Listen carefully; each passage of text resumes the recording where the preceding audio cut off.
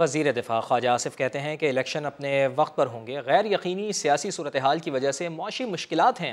حکومت عام آدمی کو ریلیف کے لیے ہر ممکن کوشش کر رہی ہے۔ جلد ڈالر بھی نیچے آ جائے گا اور مہنگائی بھی کم ہوگی۔ سما کے نمائندے شہزاد احمد کو دیے گئے انٹرویو میں خواجہ آصف نے کہا کہ پچھلے 3-4 سال جو لوٹ مار ہوئی اس کی مثال نہیں ملتی۔ وفاقی وزیر دفاع خواجہ محمد آصف ہمارے ساتھ موجود ہیں۔ ان سے جانتے ہیں کہ موجودہ ملک کی جو سیاسی صورتحال ہے وہ کس طرف کروٹ لے رہی ہے۔ غیر یقینی صورتحال ہے، لیکن اس میں بھی جو ہے وہ کم از کم کوئی مثبت پہلو جو ہے وہ ڈھونڈے جا سکتے ہیں۔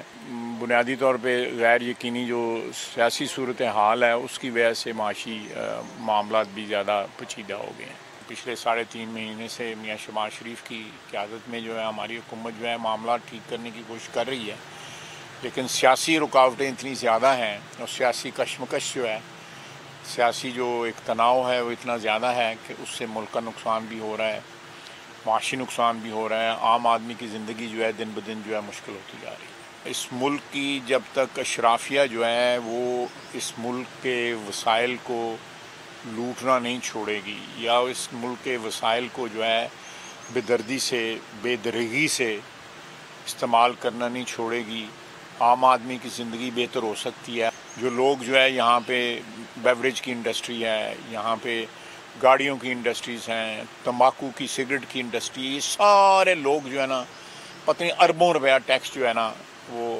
ادھر ادھر کر کے بچاتے ہیں ہیرا پھیری کے ساتھ جو ہے، اور سب کو پتہ ہے، لیکن کوئی ٹیکس وصول نہیں کرتا ان سے جس طرح کرنا چاہیے۔ ہمارے پاس وسائل موجود ہیں، ہم قرضوں سے نجات بھی ہمیں مل سکتی ہے۔ آپ پچھلے 3-4 سال جو انہوں نے حکومت کی ہے اس میں دیکھ لیں، بڑے سنگین الزامات ان کے اوپر لگے ہیں۔ وہ جو خاتون باہر چلی گئی ہوئی ہے، پھر جو ہے وہ القادر یونیورسٹی والا جو ہے وہ 401 جو کنال زمین لی ہوئی ہے یونیورسٹی، وہاں پہ کوئی نہیں ہے، سب کیمپس ہے گورنمنٹ کالج لاہور کا، 35 اسٹوڈنٹس وہاں پہ پڑھتے ہیں۔ اس کے بعد یہ 100 ملین پاؤنڈ جو ہے جو برطانیہ میں نیشنل کرائم ایجنسی نے ٹرانسفر کیے ہوئے ہیں، وہ کیوں ایک پرٹیکولر اکاؤنٹ میں ٹرانسفر ہو گئے؟ وہ اسٹیٹ کا پیسہ تھا، ریاست کا پیسہ تھا، ریاست کو کیوں نہیں ملا؟ تو یہ سلسلے جو ہیں، یہ کرپشن کا ایک عظیم طوفان پچھلے 3-4 سال سے آیا ہوا تھا۔ میں نہیں کہتا پہلے کرپشن نہیں تھی، کرپشن ہماری جو روزمرہ زندگی کا بدقسمتی سے ایک بہت بڑا حصہ بن چکا ہے، لیکن ان لوگوں نے تو جس طرح پنجابی میں کہتے ہیں کہ لتھی چڑی بھی نہیں کوئی نہیں دی رہی۔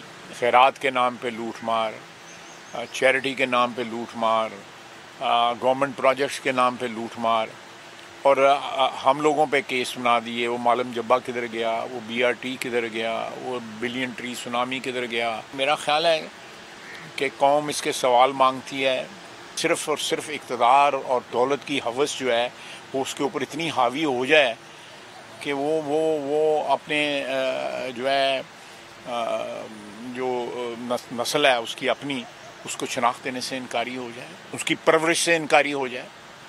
تو میں سمجھتا ہوں کہ یہ، میں نہیں کہنا چاہتا، الفاظ نہیں استعمال کرتا، قرآن مجید میں ان لوگوں کے لیے ایک لفظ استعمال ہوا ہے جو پرویز الہی صاحب کے متعلق جو ہے کہتے تھے یہ، پھر وہ مونس الہی نے کہا کہ ہمارے گھر آ کے انہوں نے معافی مانگی تھی۔ تو اقتدار کے لیے پہلے ڈاکو کہتے ہیں، پھر اقتدار کے لیے معافی مانگ لیتے ہیں، یہ تو ان کا کریکٹر ہے۔ اتنی ہے اوقات جو ہے سیاست کی، تو اوقات ہے، لعنت ہے اس اقتدار کے لیے جس کے آدمی کو جو ہے اپنے اصول بیچنے پڑے، اپنی زبان بیچنی پڑے، اپنی عزت آبرو بیچنی پڑے۔ میں سمجھتا ہوں کہ یہاں پہ کچھ ایسے ادارے ہیں جن کے اوپر لوگوں کا اعتماد جو ہے وہ متزلزل کبھی بھی نہیں ہونا چاہیے، کبھی بھی نہیں ہونا چاہیے۔ اس سے ریاست کو بھی نقصان پہنچتا ہے، عام آدمی کو بھی نقصان پہنچتا ہے۔ اس میں جو ہے عدلیہ سر فہرست ہے۔